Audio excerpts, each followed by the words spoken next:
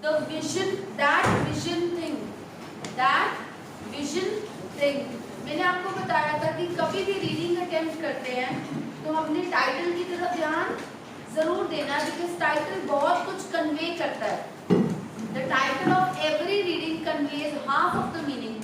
लेकिन कई बार ऐसा भी होता है, हम टॉपिक समझ हमें नहीं आया कि क्या हो सकता है इसके अंदर, इसका कंटेंट क्या हो सकता है, हमें हेडिंग से नहीं पता लगता, राइट?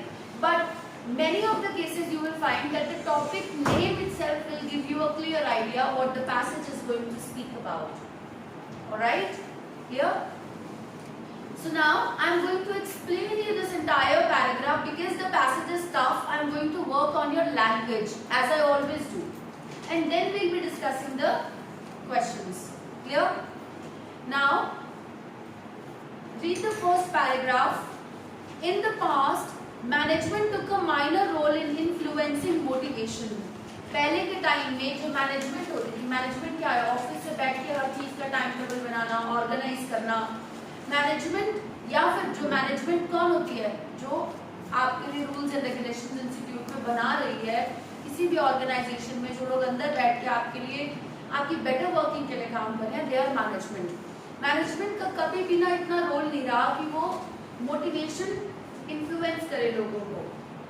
आज के टाइम में क्या होता है, कंपनीज के अंदर ना एम्प्लॉयज को मोटिवेट किया जाता है from time to time for doing something और द अदर. कोई एक्टिविटी अच्छी करनी है, किसी तरीके से एम्प्लॉयज को गाइड करना है, कोई एम्प्लॉय डीमोटिवेट हो रहा है उसको मोटिवेट करना है कि आप ऐसे नहीं, इस टास्क को ऐसे करो. मोटिवेशन का बहुत बड़ा रोल है आज के टाइम में, लेकिन पहले ऐसा नहीं होता था. पहले वो क्या करते थे, एम्प्लॉय काम करे और जाए, ठीक है. डीमोटिवेटेड है, we are hardly bothered. So it was generally considered that if correct tools, training and environment were provided, individuals would do their jobs. ये बात बिल्कुल क्लियर है. It was generally considered, पहले ये माना जाता था, जनरली उनका लोगों का मानना ये था कि अगर हमने करेक्ट टूल्स दे दिए, मतलब जिन चीजों से उनको काम करना है, कंप्यूटर अगर उनको मान लो अगर प्रोसेसर उनको आई कोर 8 चाहिए या विंडोज 10 चाहिए, हम उनको 8 प्रोवाइड करें तो कहाँ से अच्छे से काम करेंगे? अगर उनको टूल जो जिस पे वर्क करना है, अगर वो एक्यूरेट प्रोवाइड किया जाए और उसी की ट्रेनिंग दी जाए और वैसा माहौल दे दिया जाए, तो इंडिविजुअल्स अपनी जॉब्स को अच्छे से करेंगे और उनके लिए वो सफिशिएंट था. मोटिवेशन नाम की कोई चीज़ नहीं थी कि हम मोटिवेट करें एम्प्लॉयज को तभी वो काम करेंगे. अब एक एम्प्लॉय अगर काम अच्छा कर रहा है, उसको रिकग्निशन नहीं मिल रही. If the candidate does not get recognition means भाई मैंने कोई अच्छा काम किया और मैं अगर मान लो कोई टीचर अच्छा काम कर रहा है और मैं कहूँगी, मैं बताऊँगी ना कि उसने अच्छा काम किया है, वो क्या फील करे? They will be like, ma'am हमेशा सारे क्रेडिट को दिए जाते हैं. तो अगर मैं उनको रिकग्निशन नहीं दे रही, उनको मोटिवेशन कहाँ से आएगी? ठीक है. तो मैनेजमेंट का जो रोल है in motivating the employees, that wasn't the case earlier but is now. Clear? अभी है या नहीं है, दैट्स अ डिफरेंट थिंग. वो पास्ट का सिनेरियो हमें यहाँ पे क्लियर कर रहा है. People in organisations were considered personnel, but look how it has now changed. Personnel का मतलब क्या होता है? पहले ना एम्प्लॉयज को क्या माना जाता था? लोग.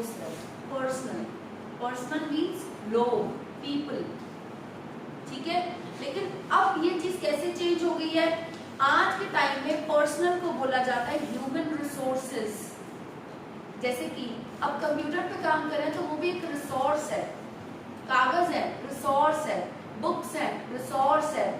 लेकिन पहले के टाइम में ह्यूमन बीइंग को, एम्प्लॉयज को कभी रिसोर्स नहीं माना जाता. दे वर कंसीडर्ड पर्सनल बीइंग्स, जिन्होंने काम करना है.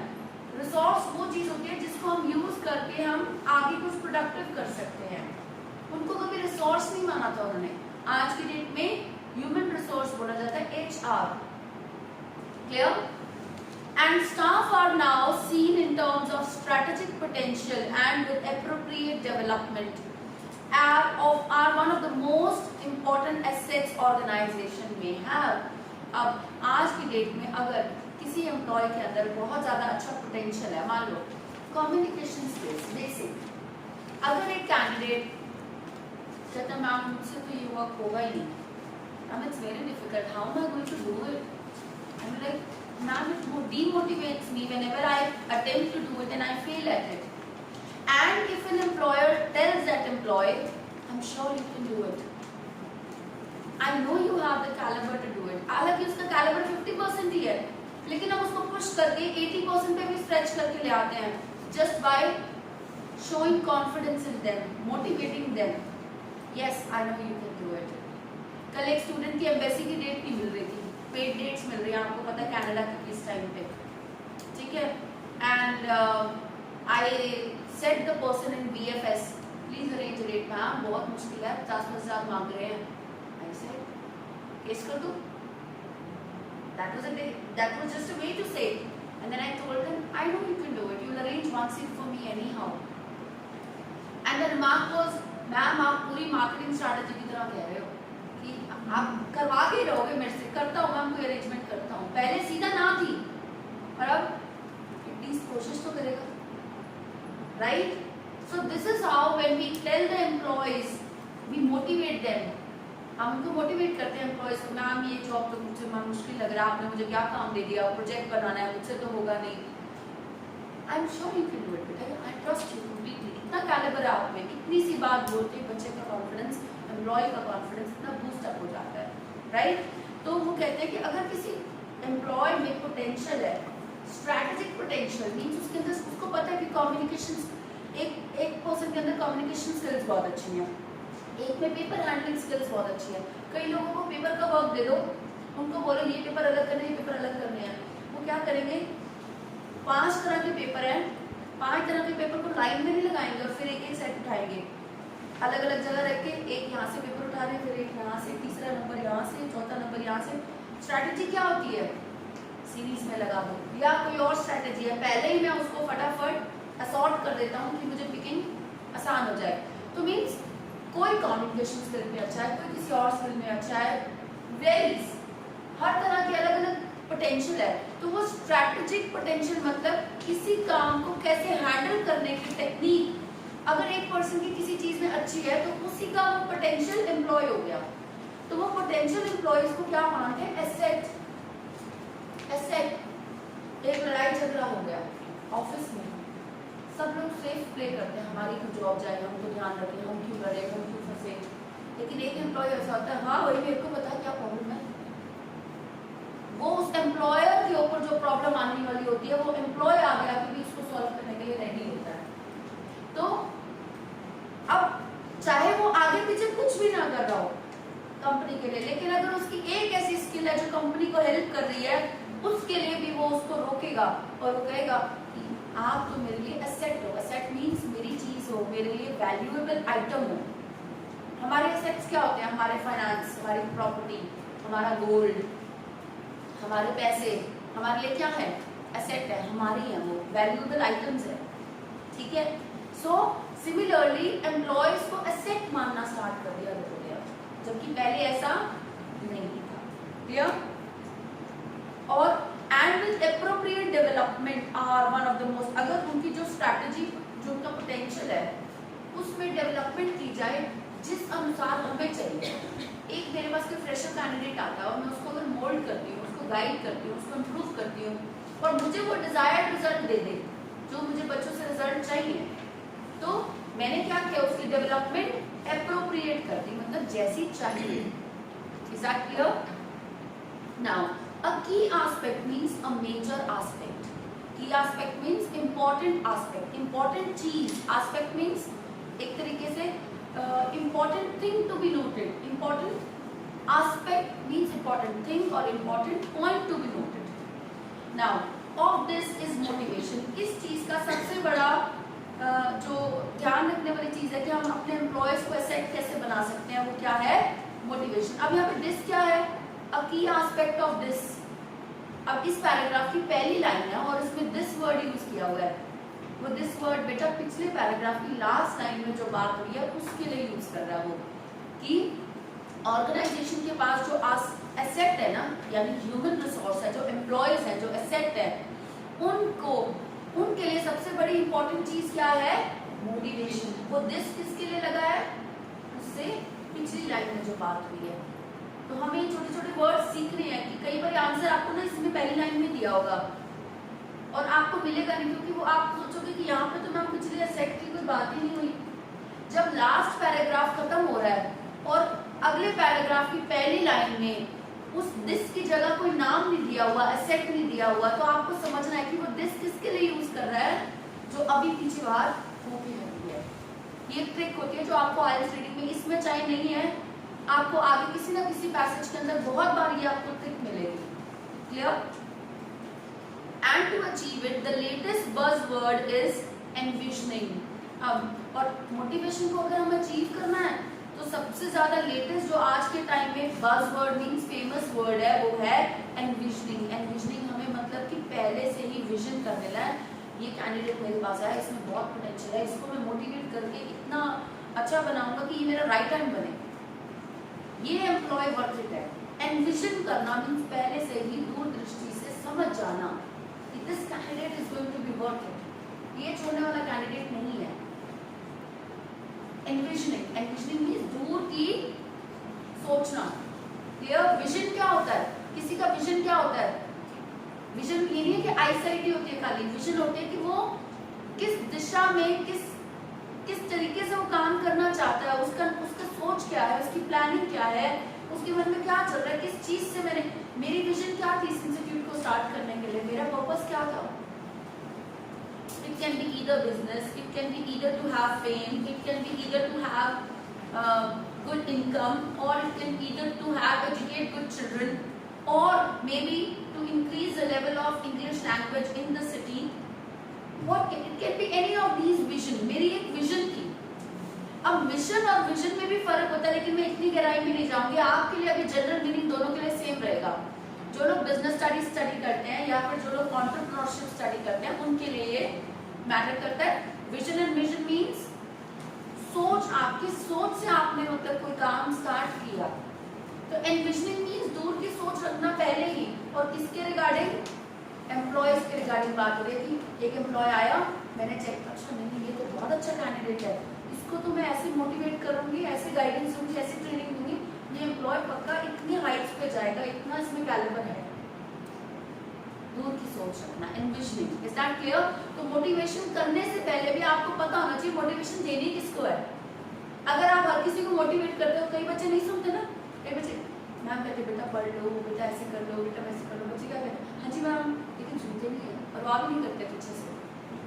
तो हमें राइट कैंडिडेट के ऊपर वर्क करना बहुत जरूरी है in terms of employees. Now we often hear management gurus, often means बहुत बार हम सुनते हैं मैनेजमेंट के जो गुरुज होते हैं, जो मैनेजमेंट की लाइन में टॉप लोग हैं, जैसे आज के टाइम में आजकल वो बिंद्रा है, बड़े लेक्चर दे रहा होता है कि videos are famous, no doubt people hear him, right? So management gurus propounding means बहुत ज्यादा उभर के बात करना किसी चीज के बारे में। प्रोपाउंडिंग मीन्स अपनी थ्योरीज आगे रखना, प्रोपाउंड करना मीन्स अपनी थ्योरीज आगे रखना। Propounding the thesis that, thesis propounding means to say loud and clear. Thesis यहाँ पे अपनी थ्योरी होगी that any leader of worth must have a vision. अगर कोई लीड कर रहा है ना किसी कंपनी को या किसी इंस्टीट्यूशन को, लीडर है कोई, तो उसकी क्या होनी चाहिए, उसकी worth, any leader of worth, अगर कोई अच्छा लीडर है उसके पास विजन जरूर होनी चाहिए। मीन्स दूर तक देखने की क्षमता की, what is good for me and what is bad for me, वो विजन रखना उसके लिए बहुत ज्यादा जरूरी है। Now this can unite, inspire and direct the energies of the staff in the right direction. इसकी वजह से जितने भी स्टाफ है ना उनकी एनर्जी, अब बेटा मैं आपको अभी बोलूँ कि आप यहाँ पे रेगुलर आईएलटीएस प्रैक्टिस करते रहो, लेकिन अगर मैं आपको सही दिशा दिखाऊं कि राइटिंग को इस तरीके से प्रैक्टिस करो तो इम्प्रूवमेंट होगी, स्पीकिंग को इस तरीके से प्रैक्टिस करो तो इम्प्रूवमेंट होगी, रीडिंग को इस तरीके से अगर डेप्थ में समझोगे तो लैंग्वेज इंप्रूव होगी। खाली अटेम्प्टिंग से कुछ नहीं होने वाला है। Every day you attempt but you don't understand the language, the meaning. So giving you a right direction, वो राइट डायरेक्शन देने के लिए पहले विजन भी तो होनी चाहिए ना। पहले मैं सोचूंगी, अंदर ऑफिस में प्लान करूंगी, आज ये 10 बच्चे हैं, इनको ये कराना है, इनका कैलिबर एक तरीके का, इनको इस तरह की गाइडेंस नहीं मिलेगी तो ये इम्प्रूव नहीं होंगे। वो एनविजनिंग, ये 10 बच्चे हैं जिनपे मैं अगर हार्ड वर्क करूँ तो ये 7 बैंड प्लस ले सकते हैं, और ये वो बच्चे हैं जिनको मैं अगर मान लो हार्ड वर्क दूँ तो ये 6 बड़े इजीली ले सकते हैं, जो ये अभी डरते हैं कि मैम पता नहीं बैंड स्कोर आएगा भी या नहीं। So this is how we vision, वो विजनिंग पहले करनी पड़ती है, that planning has to be done before. वो विजन तो होना, सोच तो हो कि मैंने करवाना अलग से, मेरी सोच ही ऐसी हो नहीं जैसे चल रहा है रेगुलर कराते रहो बस, डोंट बॉदर मच, उनको अलग कराना है उनको अलग कराना है, डोंट बॉदर मच, क्यों सोच रहे हो, आपको क्या, आपको काम आ रहा है। वो विजन ही ना हो, अगर वो सोच ही ना हो, तब तक राइट डायरेक्शन कभी भी आगे वाले बच्चों को, आगे वाले एम्प्लॉयज को नहीं मिलती। Is that clear? ठीक है। Now this can unite, inspire, unite means इकट्ठा कर सकते हैं सभी एम्प्लॉयज को, इंस्पायर कर सकती है, मोटिवेट कर सकती है, एंड डायरेक्ट द एनर्जीज, जो वो एनर्जी स्टाफ लगा रहा है, काम कर रहे हो आप अपना यहाँ पे 10 से 4 टाइम, 9 से 2 टाइम लगा के जा रहे हो, उस टाइम को अगर मैं सही यूटिलाइज नहीं कर रही, आपकी एनर्जी तो वेस्ट हो रही है ना, आपका टाइम तो वेस्ट हो रहा है ना। इसीलिए एक लीडर की वर्थ तब होती है अगर उसके पास विजन है। Is that clear?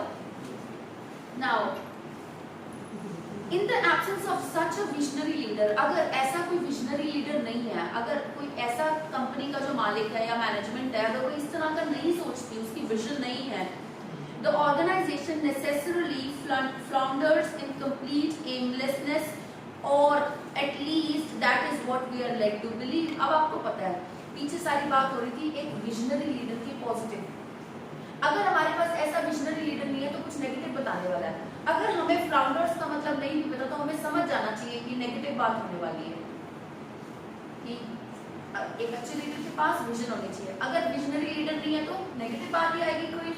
अगर हमें फ्लाउंडर्स का मतलब नहीं पता तो हमें समझ जाना चाहिए that it will mean negative, right?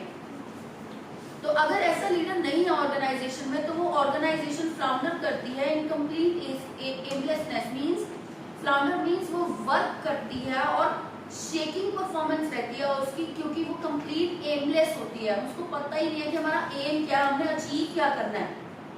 IELTS करानी है करते जाओ, हर रोज अटेम्प्ट करो, डिस्कशन करो और जाओ। बेस ग्रो करना है किसी को लेक्सिकल रिसोर्स ग्रोथ करने की जरूरत है। अगर वो एम ही नहीं होगा इस इंस्टीट्यूशन का तो आप एमलेसली आप भी चलोगे और वो ग्रोथ नहीं आएगी। फ्लाउंडर करेंगे मीन शेकिंग परफॉर्मेंस मिलेगी, कभी कैसे तो कभी कैसे। Is that clear? Getting the concept now? And अच्छा, और at least that is what we are led to believe. ये तो हमें देखो मतलब हमें यही बताया जाता है, अगर एक अच्छे ओनर जो अच्छी मैनेजमेंट अगर है किसी इंस्टीट्यूट की, चाहे वो स्कूल है चाहे वो बिजनेस है, ठीक है, तो हमें पता लग जाता है कि इस स्कूल की मैनेजमेंट तो ऐसी है, तो हमें वो बिलीव हो जाता है कि हाँ विजन तो है ही नहीं कोई, हमें बिलीव होने लग जाता है, हम सोचने लग जाते हैं इस तरीके से। नॉर्मल कॉमन मैन यही सोचेगा नहीं उस स्कूल में तो ऐसे होता है, नहीं उस स्कूल में तो ऐसे होता है। We start having that mindset, तो वो हमें भरोसा होने लग जाता है कि यहाँ पे हमें कुछ अच्छा नहीं मिलने वाला अगर यहाँ पे विजनरी लीडर नहीं है। Is that clear? ठीक है। सो एक इंस्टीट्यूशन में मैनेजमेंट का रोल बहुत है, अगर मैनेजमेंट विजनरी नहीं है तो उसकी रेपुटेशन भी अफेक्ट होती है लॉन्ग टर्म में। Now and yet I strongly disagree that this vision thing act famously referred to by former American President George Bush Sr. is worth much at all. I would even go further stating that it can be distinctly bad for the organization. लेकिन अब author कहता है कि मैं तो इस चीज से फिर भी डिसएग्री करता हूँ। पहले उसने कहा पहले के टाइम में विजनरी और ये मोटिवेशनल वगैरह नहीं होते थे, मतलब एम्प्लॉयज को इतनी मोटिवेशन मैनेजमेंट नहीं करती थी। फिर एक टाइम आया विजनरी लीडर्स आ गए, अब वो कहता है लेकिन इन विजन वगैरह को मैं नहीं मानता। तीन बातें हो रही हैं आपको कंफ्यूज करने के लिए। आपका माइंडसेट क्या बनेगा, पास्ट में तो बुराई दिखाई हुई है इस लाइन की, फिर अच्छाई दिखा दी, और फिर आपको लगेगा सारी बात अच्छाई की हो रही होगी। एक लाइन आप अगर मतलब जल्दी जल्दी में रीड करते हो भूल जाओ, आपने पढ़ा नहीं, स्किमिंग एंड स्कैनिंग में छोड़ दिया तो आपका सारा मीनिंग टेक्स्ट का चेंज हो जाएगा। उसने ट्रिक खेली है यहाँ पे। अब उसने कहा है लेकिन चाहे विजनरी लीडर जरूरी होते हैं, ऊपर बात हो रही है, लेकिन मैं इस स्टेटमेंट से एग्री नहीं करता। मैं ये कहता हूँ कि जो विजन मुझे कुछ नहीं होती, ठीक है। सी रीड दिस लाइन, वो कहता है कि and yet I strongly disagree, मैं तो डिसएग्री करता हूँ दैट दिस विजन थिंग, ये जो विजन है ना, ये किसने रेफर की थी, एक अमेरिकन प्रेसिडेंट ने कहा था कभी कि विजन जरूरी होती है। मैं तो कहता हूँ कि ये विजन जो है ना, ये वर्थ नहीं होती बिल्कुल भी, is worth much eight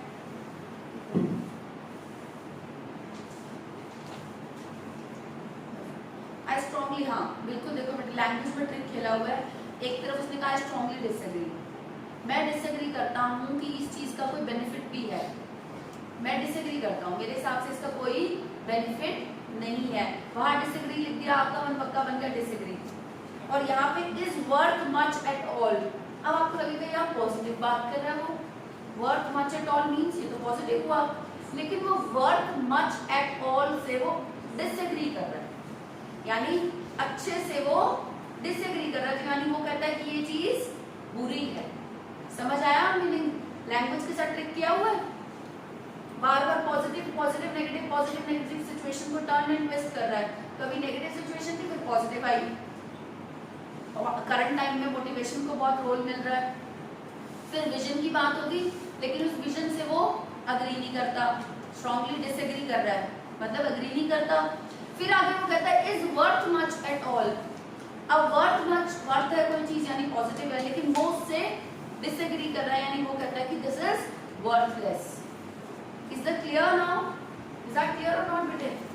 language में ट्रिक कर रहा है, वो आपको कंफ्यूज कर रहा है, कभी पॉजिटिव सिचुएशन कभी नेगेटिव सिचुएशन, कि आप अपना आंसर कहीं ना कहीं चेंज करो। Okay, the first fact, okay, I would even go further, वो कहता है कि मैं तो आगे ये भी कहना चाहूंगा कि ये ना बहुत ही ज्यादा ऑर्गेनाइजेशन के लिए बैड होता है अगर एक विजनरी लीडर हो तो उसमें जो एम रख के चल रहा हो। अब आगे हम देखते हैं, लेट्स सी वो क्यों ऐसा कहता है। The first fact to realise is that envisioning fails to acknowledge the true human nature of organisations. वो कहता है कि जो विजनरी होते हैं ना, वो कभी भी ये नहीं समझ पाते कि इस ऑर्गेनाइजेशन का रियल एम क्या है।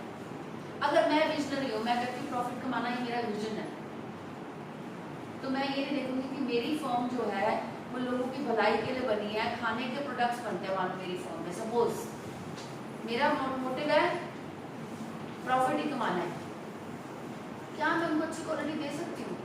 नहीं, मैं माल कुछ ना कुछ माल फंक्शनिंग करूंगी उसमें, ठीक है। लेकिन अगर मेरा मोटिव है मान लो बहुत अच्छा करना है, लेकिन मेरी फर्म का जो छोटी फर्म है, इतना बजट नहीं है, तो मेरी फर्म का नेचर क्या हुआ, अफोर्ड नहीं कर सकता इतना, लेकिन मेरा जो एम है, विजन है, वो इतना लंबा है। जब उस विजन के हिसाब से मैं काम नहीं कर पाती, मुझे डिससेटिस्फैक्शन होती है, तो फिर मैं क्या करती हूँ, कंपनी में उतना एफिशिएंटली काम नहीं कर पाती। तो वो कहते हैं कि विजन भी ना मतलब कई बारी नेगेटिव हो जाती है। क्यों? क्योंकि वो ऑर्गेनाइजेशन का रियल नेचर नहीं समझती कि हमारी ऑर्गेनाइजेशन की डिमांड क्या है। अब मेरी ऑर्गेनाइजेशन की वैसे तो डिमांड ये बनती है कि ग्रामर में बच्चे जो वीक है उनको अलग अलग पढ़ाया जाए, आईएलटीएस की सारी इंडस्ट्री की डिमांड यही है। विजन तो ये होनी चाहिए कि बच्चा वीक है उसको अलग बिठा के अलग गाइड किया जाए, पर करना पड़ेगा।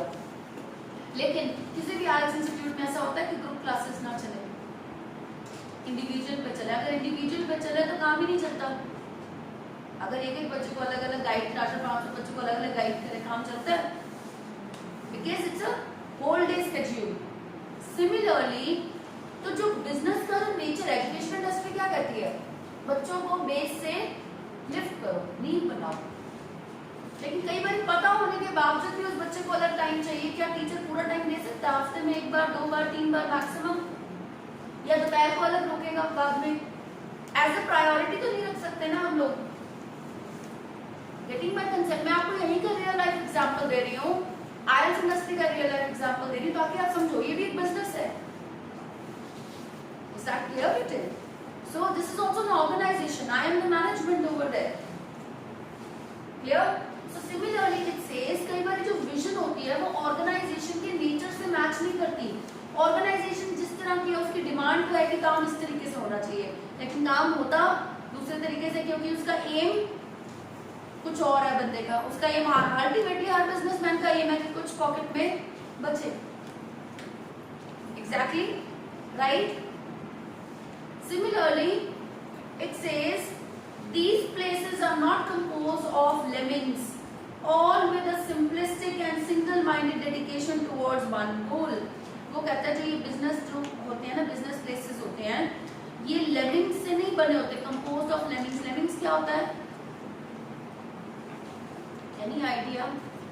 नहीं है. अगर कोई वर्ड आपको नहीं पता और टफ वर्ड आपके यहाँ इंग्लिश में आ जाता है, आप उसको रिलेट कैसे करोगे?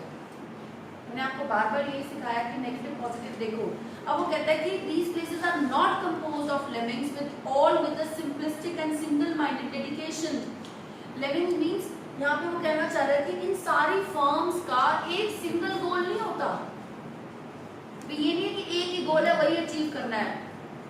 पैसे भी कमाने हैं, रिजल्ट्स भी देने हैं, और नेम भी चाहिए, और मतलब यहाँ पे मैनेजमेंट भी कम लोगों में हो जाए. मतलब जो डायरेक्शन जिसमें चलना चाहिए वो एक डायरेक्शन में उनको नहीं जा पाते वैसे. ठीक है, they cannot go in a single direction. Lemmings means he means to say over here that there is no single criteria. Lemmings over here means a single criteria based upon which these people are running their institution or the organization. And then it says, और ऐसा नहीं कि एक single idea है या बहुत सारे ideas को मर्ज करके एक सिंगल गोल में उन्होंने कन्वर्ट कर दिया और सारे एक सिंगल माइंडेड डेडिकेशन है कि उस गोल की तरफ चल रहे हैं. ऐसा नहीं होता. गोल उनके अलग अलग भी होते हैं. हम कह देते हैं कि गोल है अच्छा रिजल्ट. उस अच्छे रिजल्ट में हम अलग अलग कैटेगरीज के बच्चे हैं, क्या उस डायरेक्शन में हम इकट्ठा वर्क कर सकते हैं? No, it's not possible. 6 band below वाले बच्चे अलग हैं, 6 to 6.5 वाले अलग हैं, 6.5 to 7+ वाले अलग हैं. हर एक को अलग अलग गाइड करना पड़ता है. गोल एक कहाँ से है? गोल तो एक तो रिजल्ट है, लेकिन क्या उसके जो क्राइटेरियाज हैं वो इक्वल हैं? क्राइटेरिया जितने बटे हुए हैं, they are not just one simple form. Getting my idea now? Now it means to say, इसीलिए वो कहता है कि मतलब ना एनविजन करने का कोई फायदा नहीं है. वो कहता है एनविजनिंग वेस्ट है. वो उसका कहने का मतलब है आप दूर की जितना मर्जी सोच के रख लो, लेकिन जब एक्चुअल प्रैक्टिकलिटी पे बात आती है हम उतना वो कर नहीं पाते. स्कूल्स में क्या होता है? स्कूल्स के अंदर इतने सारे टीचर्स होते हैं, हम सोचते हैं हम टीचरों को भी उनको टाइम देंगे, वो भी पढ़ेंगे, वो भी अपना टाइम निकालेंगे, अपनी ग्रोथ करेंगे, थोड़ा सा उनको एक्स्ट्रा टाइम देंगे, 0 पीरियड देंगे टीचर्स के लिए, ग्रोथ के लिए. क्या कभी ऐसा होता है? Teachers hardly get time in the school. पानी पीने का तो टाइम नहीं मिलता वहाँ. That's a fact. ठीक है, तो जो भी गोल स्कूल ने सोचा होगा ultimately that's not working, because जो नीड ऑफ द आर है वो ये है कि बच्चों का टाइम टेबल जो बना उसको तो पूरा करो. तो वो विजनिंग जो होती है वो फेल हो जाती है. Clear? Then they are most obviously composed of groups of human beings and with their rich variety of personalities and experiences.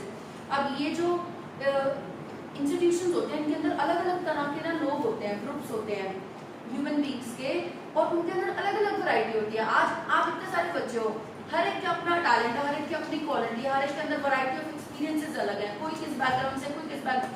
कल मेरे पास एक स्टूडेंट आया आर्मी से, आर्मी का था स्पीकिंग करनी है उसने. मैं कहा बेटे मैं फिट कैसे होंगी? कहता मैम हो गया अब बस, अब नहीं फिट हो सकते. अच्छा क्यों नहीं हो सकती? He was very confident. Ma'am हो गया बस, अब नहीं हो सकते, सारा दिन यही बैठोगे आप, आपने पहले ध्यान ही नहीं दिया. ऐसे करके दिखाया फिर. And then I told him my history and he was like, he was shut. और वो चुप होने वाला में से नहीं था वो बच्चा. सो ऐसे बच्चे भी आ जाते हैं वो डिफरेंट माइंड्स आर कंप्लीटली. आप उनको मोल्ड नहीं कर सकते. अब यहाँ पे अभिषेक है, वो अपना पॉइंट जब तक राइट अक्रॉस नहीं रखता तब तक वो हटता नहीं है. Right happens. लेकिन कई ऐसे बच्चे हैं जो बिल्कुल बोलना भी नहीं चाहते. तमन्ना मैं नहीं बोलूंगी क्लास में, I don't want to speak at all. Right? तो what happens is there is a variety of people, variety of experiences that you come from, variety of backgrounds you people come from. हर किसी की family में, किसी की family में बहुत friendly parents हैं, किसी की फैमिली बहुत स्ट्रिक्ट पेरेंट्स हैं. So your experience of bringing up is different.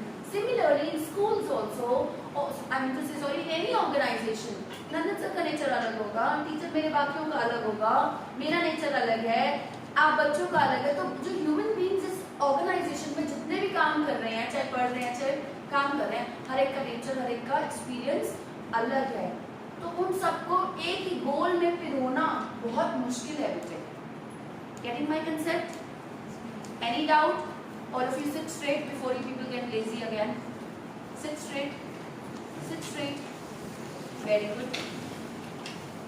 Next. Of personalities and experiences, no community can be homogeneous. कोई भी community क्या होती है? लोग।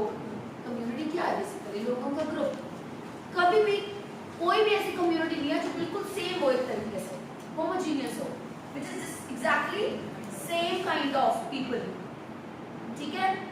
मेरा और अनमोल का नेचर नहीं मैच करेगा, मेरा और सुनील का नहीं मैच करेगा, किसी भी बच्चे से मेरा नेचर नहीं है, आपका नेचर मेरे साथ पर्टिकुलर, हर एक का कुछ ना कुछ डिफरेंट नेचर अलग होगा, पर्सनालिटी अलग होगी, एक्सपीरियंस अलग होगा। हम छोटी सी बात करते हैं कई बारी, किसी स्टूडेंट का स्कूलिंग कैसा है, किसी स्टूडेंट की स्कूलिंग कैसी है। गवर्नमेंट स्कूल से भी बच्चे पढ़ के आए हैं, वो जितने पक्के हैं हम नहीं है, वो रुला देंगे, हम रो पढ़ेंगे, लेकिन इंग्लिश हम अच्छी बोल लेते हैं तो वो मार खाते हैं, होता है। तो वो क्या है, एक्सपीरियंस है हमारा लाइफ का। हर बच्चे का एक्सपीरियंस अलग है, हर इंस्टीट्यूट में हर स्टाफ का एक्सपीरियंस अलग है, कोई भी ऑर्गेनाइजेशन हो, every person in that organisation, bank में अलग अलग तरह के लोग आते हैं, हर किसी का नेचर अलग होता है। कोई तो पोलाइटली बैठ के बात करता है, मैम ये बताना कैसे करना है, मैम जी बताना ये कैसे करना है, मेरे को नहीं समझ आती। Getting my concept? हर एक का अपना नेचर है, right? So in an organization, having one envision is not possible because the variety of people that work here are different in their experiences and their bringing up. Bringing up means उनका पालन पोषण बड़े कैसे होंगे? Is that clear? Okay. Next is, these people are in fact merely loosely bound, and share exactly the same set of personal values. मतलब हर बच्चे की values भी होती है, values का संस्कार, कुछ संस्कार होते हैं पेरेंट्स कॉमन देते हैं, और कुछ ऐसी चीजें होती हैं, हमारी फैमिली में तो ऐसे ही होता है जी मैम, हमारी फैमिली में जी ऐसे ही होता है। हर एक फैमिली का एक अलग सिस्टम है, तो वैल्यूज अलग हैं। Clear? So similarly now it says these people are in fact merely loosely bound cohorts pursuing different objectives, status, money, power or individually defined agendas. अब देखो ये जो लोग होते हैं ना loosely bound, मतलब हमने उनको एक जगह पे इकट्ठा जरूर कर लिया, अलग अलग लोगों को लूज नहीं, हम उनको एकदम स्ट्रिक्टली बाउंड नहीं कर सकते। बाउंड कर रखा है कि आपको काम यहाँ करना ही पड़ेगा। कई बार हमें होता है एक पर्सन को देख के हम अपने जॉब में हम पसंद भी नहीं करते, वो क्यों है इस जॉब में, मेरा मन करता है वो निकल जाए यहाँ से, होता है। तो बैठक मेरे साथ में रिसीव किया, हम बोल देंगे आपका कोई कलीग और आपको कि बैठक भी साथ में है, बैटरी भी साथ में है, जमा नहीं खाती, I don't know why she is here in institute या जॉब क्यों है, लेकिन हम उनको नहीं निकाल पाते। What happens is they are bound. Bound means forced. Loosely bound means strictness नहीं है, किसी न किसी तरह उनको होल्ड कर रखा उन्होंने। Then cohorts मतलब cohorts क्या होते हैं? They are kind of puppets क्या होते हैं? कठपुतलियाँ। अब they are not puppets, but their cohorts are other kind of those people who are bound. They are bound. ठीक है? Chariot क्या होता है? Chariot, रथ, चलता किससे है? घोड़े से, ठीक है? तो that chariot means that is bound with it. Similarly, cohorts is a kind of thing that these people are bound with the organization, लटका रखे हैं organization के साथ कि करना ही पड़ेगा इनको. They have to work. Clear? Now it says pursuing different objectives, उनके अलग अलग. Pursuing means I am pursuing, मान लो मैं अपनी क्वालिफिकेशन अपनी पूरी कर रही हूँ, I am pursuing my MA, I am pursuing my B.Ed, I am pursuing my MBA, I am pursuing my doctorate, I am pursuing my, you are pursuing your IELTS as of now. Clear? Yes. तो अब यहाँ पे हम बोलते हैं कि pursuing different objectives, हर एक का अपना अलग ऑब्जेक्टिव होता है. किसी का ऑब्जेक्टिव है कुछ अच्छी इनकम मिल जाए, किसी का ऑब्जेक्टिव है यहाँ से मेरे को एक्सपीरियंस मिल जाए, मैं किसी बड़ी कंपनी में जाऊँ, किसी का ऑब्जेक्टिव है मैं कोई अच्छा मैनेजर बन जाऊँ. हर एक का एक अपना ऑब्जेक्टिव है. स्टेटस चाहिए किसी को, मनी चाहिए, पावर चाहिए, या इंडिविजुअली डिफाइंड एजेंडा. हर किसी के अपने agendas mean set of expectations जो पूरी करना चाहते हैं, जिन पे वो डिस्कशन करना चाहते हैं, जिनको वो पूरा करना चाहते हैं. एजेंडा मीन्स एक लिस्ट, जो मैंने आज क्या करना है. एजेंडा, आज का एजेंडा क्या है, आज मैंने क्या करना है. कल का एजेंडा क्या है, कल मैंने क्या करना है. लाइफ का एजेंडा क्या है, मैंने लाइफ में क्या करना है. Agenda means what you are supposed to do, a list of something that you are supposed to do is our agenda. ठीक है, आइटिनरी भी यही होती है, itinerary is the list, agenda is the main topic of discussion that we wish to do. Clear? Then in different manners, और वो भी हर कोई अलग अलग तरीके से पूरा करना चाहता है। कोई तो सुबह 8 बजे इंस्टीट्यूट 9 बजे खुलना, कोई तो 8:30 आएगा, भाई मैं रात में जाऊंगा, वहाँ एडजस्ट करूंगा, पहले अपने आप को, गर्मी होती है थोड़ा सा सेटल डाउन होगा, फिर पढ़ाई का मन बन जाएगा। कोई कहता है भाई 7 हो जाऊंगा, क्लास मुझसे शुरू होती है, 10-15 मिनट तो बच्चों लेट करना ही करना है। तो व्हाट इज दिस, हर किसी का जो वे ऑफ डूइंग थिंग्स है वो अलग है, डिफरेंट मैनर। सिमिलरली जॉब पे भी कई लोग टाइम से पहले आते हैं, कई लोग बाद में आते हैं। अब मेरी हैबिट क्या है, जैसे मैं गाड़ी में बैठी मेरी प्लानिंग स्टार्ट होती है, आज मैंने क्या करना है। अगर उस समय पे सर की हैबिट क्या है, सर क्या करेंगे, सॉन्ग सुनाएंगे, बूस्ट अप करना अपने आप को। हर किसी का वे, हर किसी का मैनर अलग है, हम दोनों ऑपोजिट हैं। देन मैं कहूँगी से सोचने दो, गाने सुनने दो, काम करना सारा दिन। मैनर इज डिफरेंट, हर किसी का मैनर अलग होता है। एक कंपनी में, एक जॉब में, एक बिजनेस में काम करने का हर किसी का मैनर अलग होता है। तो उन लोगों के साथ आप एक विजन कैसे रख सकते हो? विजन खुद की हो, आप उसको अचीव कर सकते हो, आप किसी को बाउंड कर सकते हो, लेकिन आपको सेम क्वालिटी ऑफ वर्क मिले या ना मिले उनसे। Is that clear? Then it says thus a truly shared and meaningful vision is very difficult। इसीलिए एक truly shared मीन्स सच्चे दिल से शेयर किया हुआ।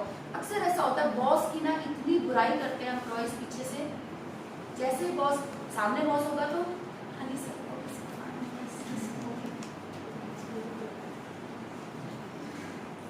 जैसे वो मुड़ेगा and expression will change. Why does it happen? Because उनको धोखे से बाउंड किया हुआ है अपनी सोच के हिसाब से, ऐसा करो, ऐसा करो। हम पेरेंट्स के लिए फिर भी इतना नहीं बोलते क्योंकि after all there are own parents, थोड़ा बहुत बोल देते हैं, क्या यार पापा तो ऐसे बोलते रहते हैं, मम्मा ऐसे बोलती रहती है, right? But in companies they are bound together which actually is not true. वो उस गोल के साथ सच्चे दिल से नहीं जुड़े हुए, और शेयर डिसीजन नहीं है उनका, ये उनके ऊपर धक्के से इम्पॉन किया गया है that you are supposed to do it, impose किया गया है, you are supposed to do it. Clear? Shared word इसलिए यूज किया है उसने यहाँ पे। Now it says meaningful vision is very difficult and often impossible to generate. और ऑफन अक्सर ऐसा होता है कि हम जो सोचते हैं ना करेंगे वो पूरा ही नहीं हो पाता।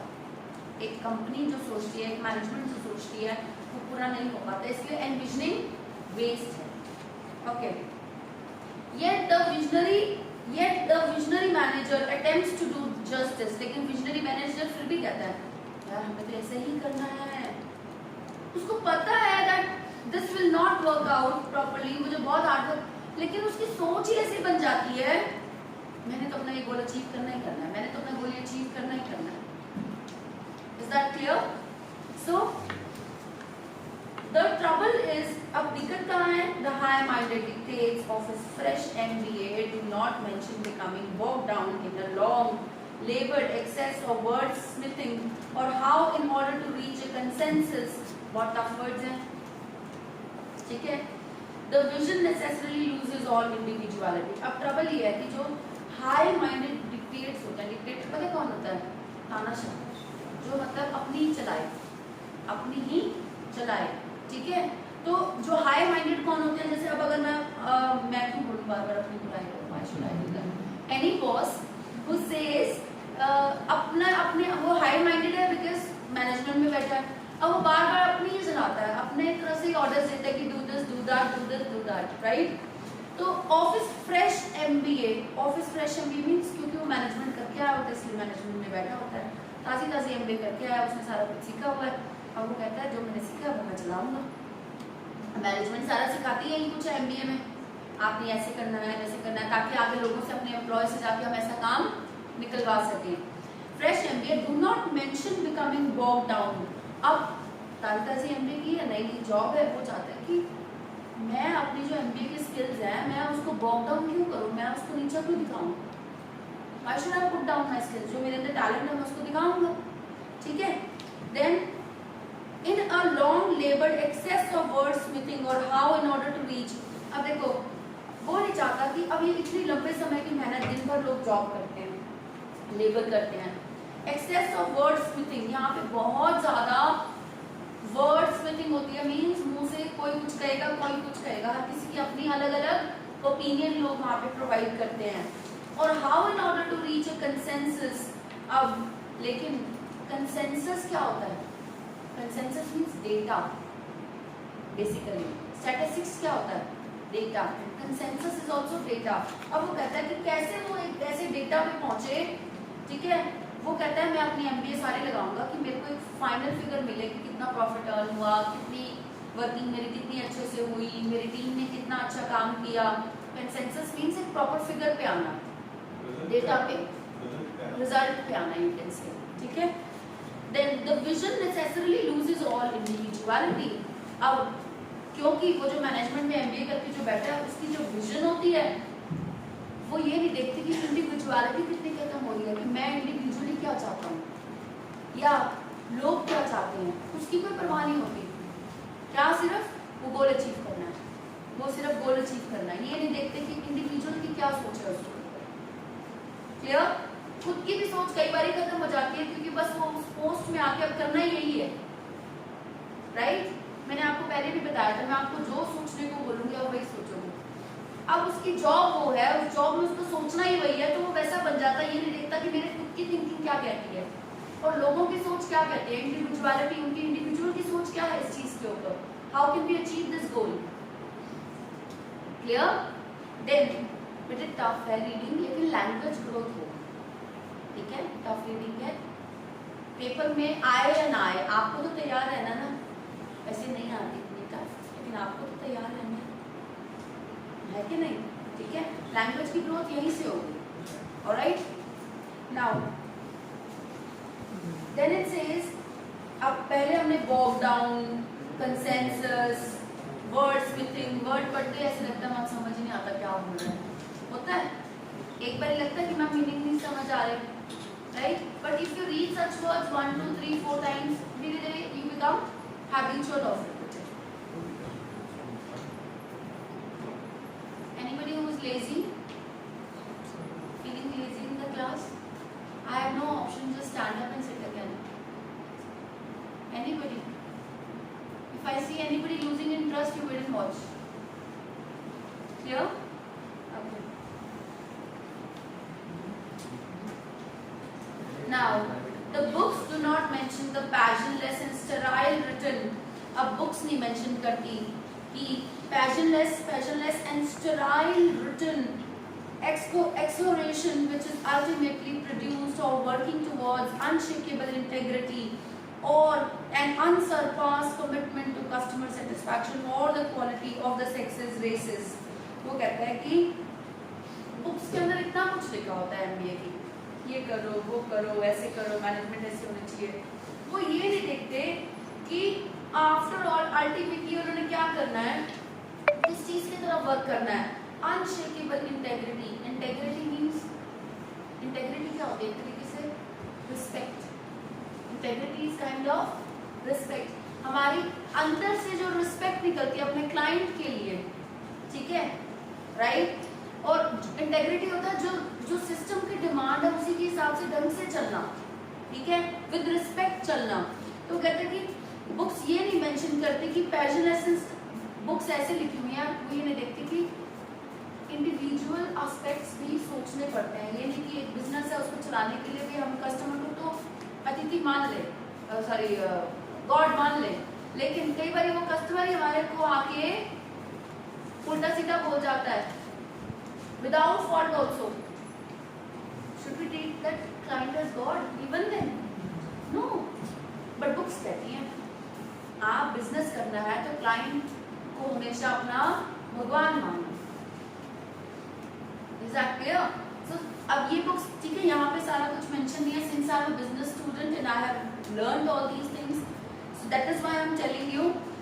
यहाँ पे वो कहता है कि पैशनलेस बुक्स होती हैं जिनको पता ही नहीं है कि एक्चुअल रियलिटी क्या है। Sterile means waste, excoriation means the long written text, ठीक है, लंबी थीसिस लिखी हुई है उन्होंने, विच इज अल्टीमेटली प्रोड्यूस, जो कि मतलब बुक्स बनाई गई हैं, ऑफ वर्किंग टुवर्ड्स, लेकिन किसके लिए बनाए गए हैं कि ताकि लोग रिस्पेक्ट के साथ काम करें बिजनेस में, या फिर एक ऐसी कमिटमेंट दिखाएं कस्टमर सेटिस्फैक्शन की तरफ कि कस्टमर को सेटिस्फाई करना है। किताबें इस तरीके से लिखी हुई है कि कस्टमर सेटिस्फाइड होना चाहिए हमेशा। एक्सोर्टेशन का क्या मतलब है? बेटे एक्सोरेशन यहाँ पे वो कहना चाह रहे हैं कि रिटन एक्सोरेशन मींस रिटन डिटेल।